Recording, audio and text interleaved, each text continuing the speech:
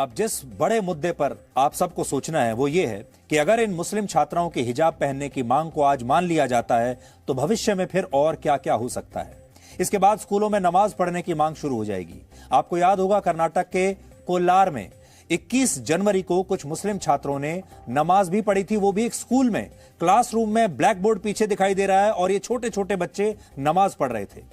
लेकिन बाद में जब इस पर विवाद हुआ तो फिर इस नमाज को बंद करवाया गया। लेकिन हमें लगता है अगर स्कूलों में हिजाब पहनने की मांग को स्वीकार किया गया तो फिर अगली जो मांग होगी वो ये होगी कि स्कूलों में नमाज पढ़ने की भी इजाजत दी जाए। कल्पना कीजिए अगर इस मांग को भी मान लिया गया तो फिर क्या होगा। फिर ये मुस्लिम छात्र स्कूलों में नमाज पढ़ने के लिए अलग से जगह देने की मांग करेंगे और नमाज के दौरान क्लास और पढ़ाई से छूट मांगी जाएगी। कहा जाएगा इस दौरान स्कूल को बंद किया जाए। अगर यह भी हो गया तो फिर रविवार की जगह शायद शुक्रवार को जुम्मे के नमाज के दिन छुट्टी के लिए मुहिम चलाई जाएगी। कहा जाएगा कि फिर स्कूलों में शनिवार और रविवार की ही छुट्टी क्यों हो, शुक्रवार को होनी चाहिए। और यह सिलसिला रुकेगा नहीं, ऐसे ही चलता रहेगा। स्कूलों में अप्रैल और मई के महीने की जगह रमजान के महीनों में छुट्टियां देने के लिए शायद मांग उठने लगेगी। कॉलेज की कैंटीन्स में अलग से हलाल काउंटर लगाने की मांग होगी। पाठ्यक्रम से अलग अलग भगवानों के नाम हटाने की मांग होगी और मुस्लिम छात्र ये कहेंगे कि वो तो अल्लाह को मानते हैं, तो फिर श्री राम और श्री कृष्ण के बारे में किताबों में जिक्र नहीं होना चाहिए। इस्लाम में इनके बारे में पढ़ना भी मना है। इसलिए यह मत सोचिए कि यह मामला हिजाब की मांग को मान लेने से समाप्त हो जाएगा। वहां से तो यह मामला शुरू होगा। इसलिए हम आपको यह कह रहे हैं यह तो शुरुआत है, अभी आप आगे आगे देखिए क्या होता है।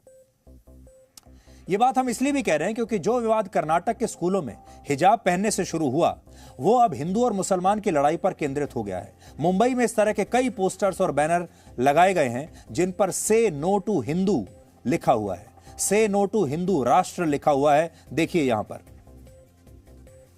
इसके अलावा पुणे जैसे शहरों में भी इसी तरह के बैनर लगाए गए हैं जहां पर लिखा है से नो टू हिंदू राष्ट्र। आज हम आपको जॉर्डन के किंग अब्दुल्ला II और उनके परिवार की कुछ तस्वीरें दिखाना चाहते हैं। जॉर्डन के इस राज परिवार को पैगंबर मोहम्मद साहब का वंशज माना जाता है, लेकिन यह परिवार हिजाब और बुर्के की परंपरा और पहनावे का पालन नहीं करता।